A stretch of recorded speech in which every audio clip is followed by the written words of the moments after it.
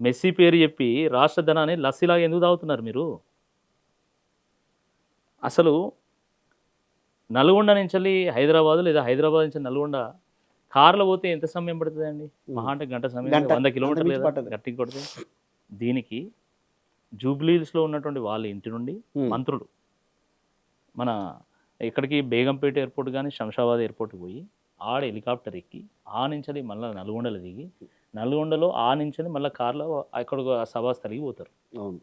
గంట సేపు చేయాల్సిన ప్రయాణం 3 గంటలు చేసి కోట్ల రూపాయల ప్రజాధనాన్ని ఈరోజు వెచ్చిస్తూ ఉన్నారు. సమ్మక్క సారక్క పలారంలాగా పంచిపెడతానండి ప్రజల సొమ్మును. పందికొక్కుల్లాగా మెక్కుతున్నారు, అడ్డంగా బలుస్తున్నాడు ఒక్కొక్కడు, జేబులు నింపుకుంటున్నారు, ఆస్తులు కూడబెట్టుకుంటున్నారు. నేను వాస్తవం మాట్లాడుతున్నా.